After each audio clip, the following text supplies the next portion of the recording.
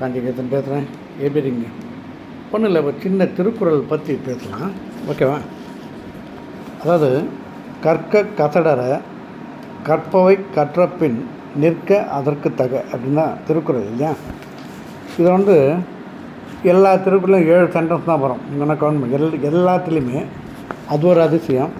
சரி, இந்த திருக்குறள் என்னத்துக்கு இப்போது அப்படின்னு கேட்கலாம். இதனுடைய அர்த்தம் என்னென்னா, கற்க கசடர படிச்சுட்டு அதுக்கு தகுந்த மாதிரி யார் துணையும் இல்லாமல் நிற்க அதற்கு தக உன் சொந்த காலில் நில்லு அப்படின்றதான் இதனுடைய அர்த்தம், ஓகேங்களா?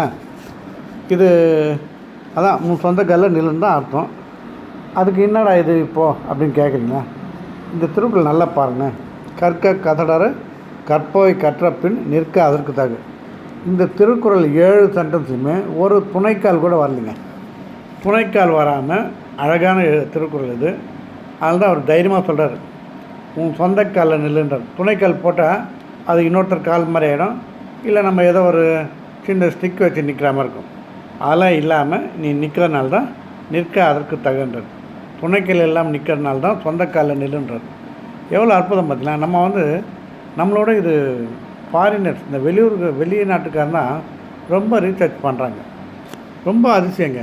அதாவது ஒரு சின்ன திருக்குறள், அதாவது அந்த நேரத்தில் நான் நினைக்கிறேன், அந்த இடத்துல அந்த திருவள்ளுவர் வாழ்ந்த காலம்னா அவ்வளோ ஃப்ரீ டைம் ஓவராக இருக்குன்னு நினைக்கிறேன். ஏன்னா நேராக ஒன்றும் இது இல்லை, நேராக போய் விவசாயம் பண்ணணும், சாப்பாடு கூட அவ்வளோ இருக்காது. இந்த கஞ்சி வடிப்பாலாம் என்னான்னு தெரியல, இல்லை சாதம் வச்சுட்டு ஏதோ ஒன்று பண்ணுவாங்க. இதனால் அவர் உட்காந்து ஜாலியாக எழுதுனாரா என்னான்னு தெரியல. ரொம்ப அதிசயமாக இருக்குது. அவர் இன்னும் இருந்ததுன்னா 10,000 போயிருப்பாங்க. அவர் இருக்கவே 1330 நிறுத்திட்டார். ரொம்ப அதிசயமாக இருக்குது. அதில் அந்த குறள் அந்த ஓலைச்சுவடி ஆணில் தான் எழுதுவாங்க. எவ்வளோ அதிசயமாக இருப்பேன். அதுதான் எனக்கு ரொம்ப பிடிச்ச குறளாகி போச்சு இது.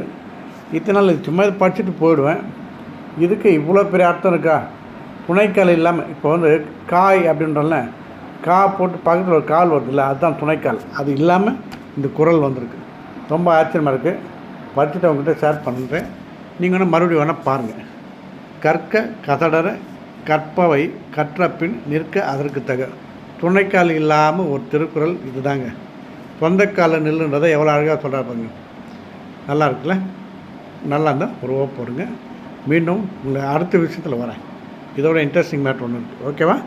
சப்ஸ்கிரைப் பண்ணுங்கள், லைக் பண்ணுங்கள், ஷேர் பண்ணுங்கள்.